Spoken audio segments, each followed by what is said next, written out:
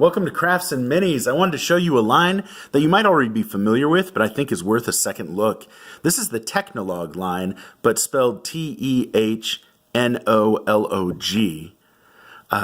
They're a line out of Russia that I've seen on Miniature Mashup.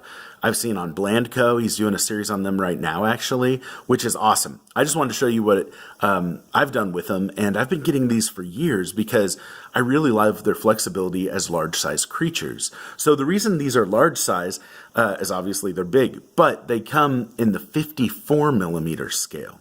So in Dungeons and Dragons, we would call it pretty much a 28 millimeter scale, where a normal size medium human is 28 millimeters from the bottom of their feet to their eyes. So the guy holding the pig right there is probably 28 millimeters from the bottom of his feet to his eyes. Now, depending on what manufacturer you're buying from and what the sculptor's take is, 28 millimeter could be when they're standing straight up, or it could be a little more flexible. But that's the basic concept. So the scale that these orcs are in is actually too big for normal Dungeons and Dragons, 54 millimeter. But I don't want you to shy away from doing some great hunting in other scales. Because even though these wouldn't work necessarily, well, they wouldn't work for medium-sized orcs in Dungeons and Dragons, they work great for large-sized creatures. And they fit on 2-inch bases. That's what they're on. Those 50 millimeter bases are 2 inches. So I wanted to show you these and show you that they paint up well. Now, when you go on eBay, you're going to see some sellers make the distinction between these in a soft plastic and a hard plastic. And I didn't want you to get scared away from the soft plastic. Because, of course, if I have the choice, I'm going hard plastic. But just be aware that you're going to pay a little bit more if you go for the hard plastic. Which it's great. It's hard. It's what you would expect out of a plastic figure.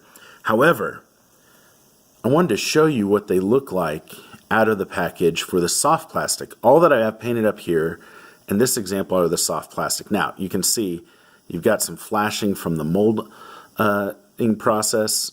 So there's mold lines that you're going to have to take care of and all of that. But this is a super firm figure. I'm pressing in on the legs and there's no give whatsoever. The only give that you're going to find are on the thinner parts of the model, like the blades. And you see, okay, this definitely bends. However, it doesn't stay that way.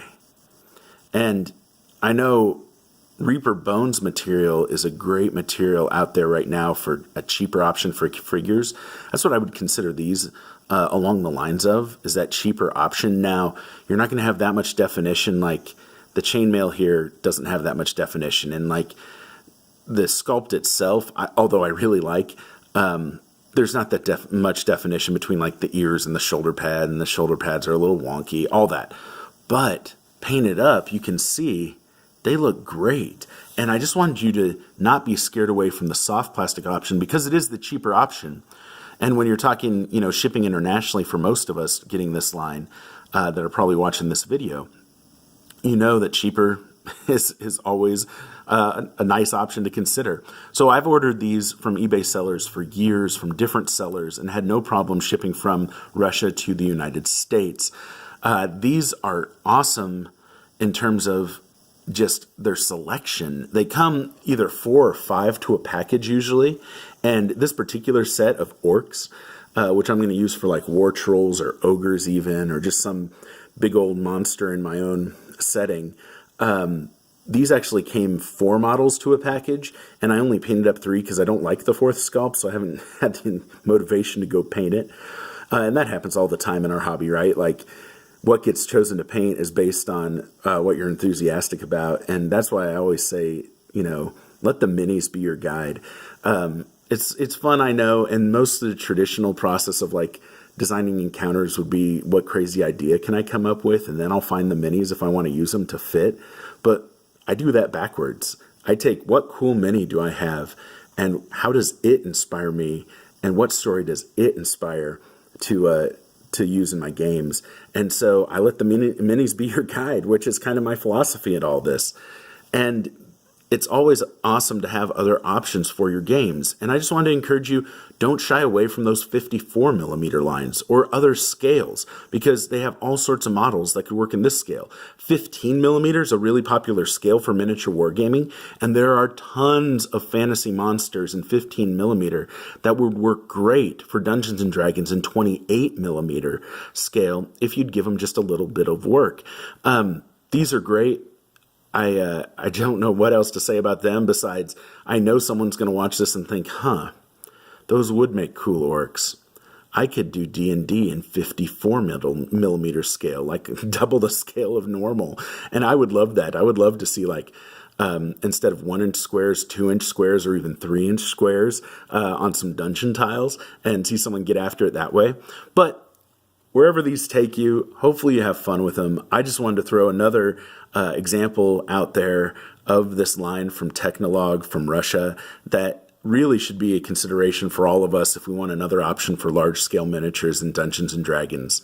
Thanks for taking a look. Thanks for all the love in the community.